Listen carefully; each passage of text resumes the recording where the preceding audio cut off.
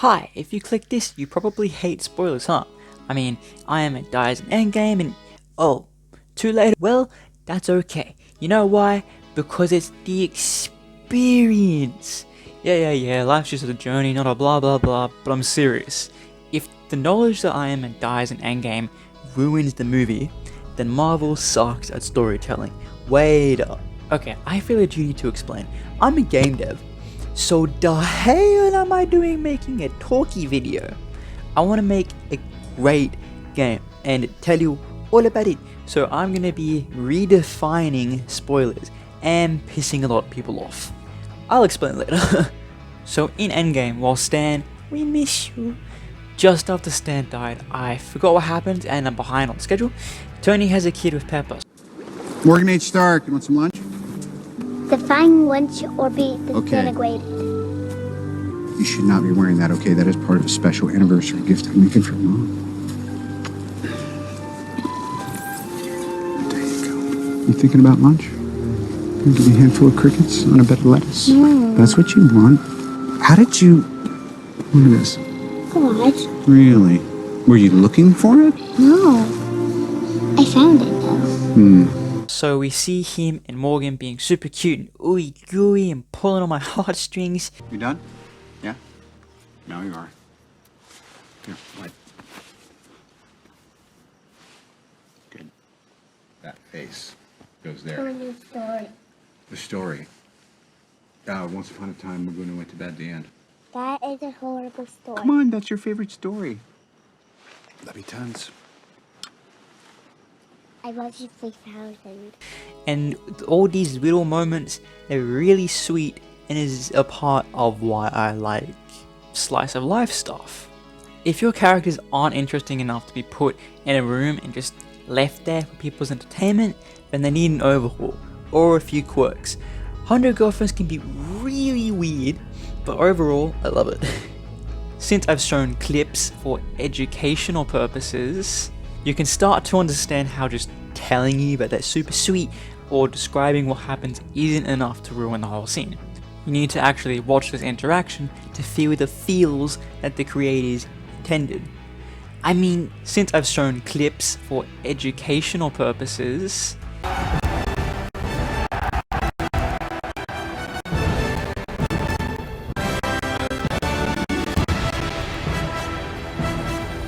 Avengers!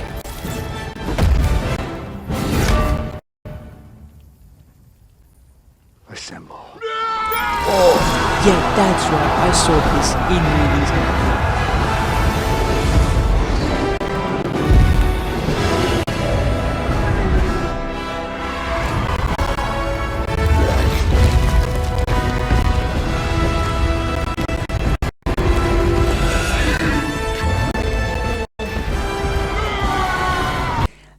I got hyped, like that. My hand cracked. Now just imagine if they focused on this stuff. There would be a lot more to cut out in the beginning to flesh everything out here, but that would have been a good time to make this into a show, so you can actually flesh everything out.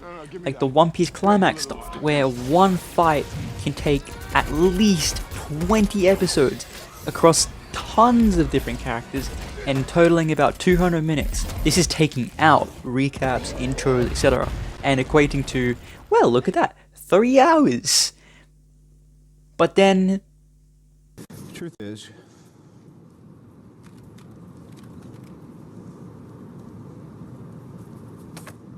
I am Iron Man. oh my feels. Not gonna show the endgame part because that would be too far. So go watch the movie.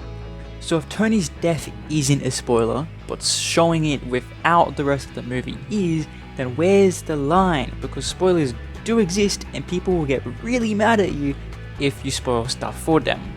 They may be more understanding if they watch this video, but as it is now, just revealing that, I don't know, Rivet will be in the next Ratchet and Clank game, that'd be a spoiler, even though it'd be used for marketing anyway. Where this gets mixed up is in the discovery of this knowledge. Detective movies and shows and games like Outer Wild, Return of the Obra Dinn, they depend on the discovery of the reveal behind an event or situation. Knowledge is the entire point of this story. If someone spoiled who done it, you could still play the game or watch or I guess read. I forgot books are a thing, but there'd be a piece of it ruined. There'd be no discovery or detectiving for you to do, which is where a lot of the fun for that genre comes from, because it feels like you're discovering everything along with the characters and can really help in forming an emotional connection to them. Now I sound like a quack. I just realized the meaning of that. How cool is that? So reveals are important, I'll get to the other thing later, and spoilers are real, they actually exist. But what in the world do I mean by the creator sucks if the knowledge of something ruins the experience after what I just said? Well, what Marvel has been turning into is a good example. More and more people recently have noticed that the Marvel Cinematic Universe under Disney has become more and more of just a money grab than anything else. I saw High Top Films express this first, so it is now canonical because I saw that one first. And yet, off-screen development sucks. Another reason Endgame should have been a show, or, like what he said, give each thing its own movie so there is no off-screen character development.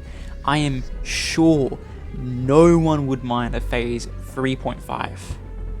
There's just too much to cram in to 3 hours.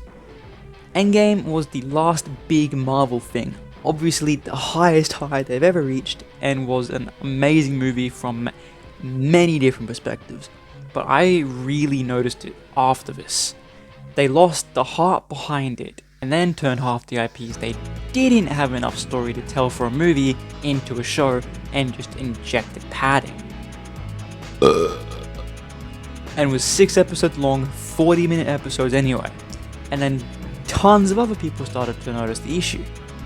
I do want to say all we really want is for the creators of the stories to care about their creation. Now, get off! Because we really do, and regardless of how you do it or not, I will be coming in with extra human and everything my little heart's had since childhood creation of this dream. But there is hope with Guardians 3, it was awesome, and do I need even to comment on No Way Home? Sure, it was missing a little bit, but I give you the Spidey meme from No Way Home, that doesn't take away at all from the movie. If anything, it adds to the anticipation to it before you go in. But if I say Falcon and the Winter Soldier had a more brutal Captain America until the very end, there's this little buddy cop thing with Sam and Bucky, a little drama over the Dusted coming back with new accommodations, and a second super soldier serum project, try saying that 10 times fast, and that's all I need to know because the experience adds nothing to this knowledge for me. I would prefer a synopsis over watching the show, and so that knowledge is all the show had for me.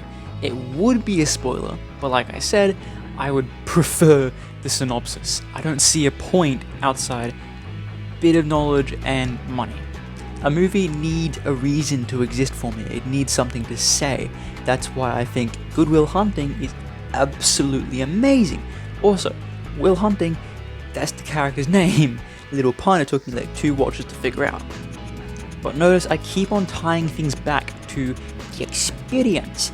You can understand the meaning of an inspirational quote on some level, like yeah, I should appreciate my life more. But it can be hard to understand until you watch Whiplash or go through something similar in your own life.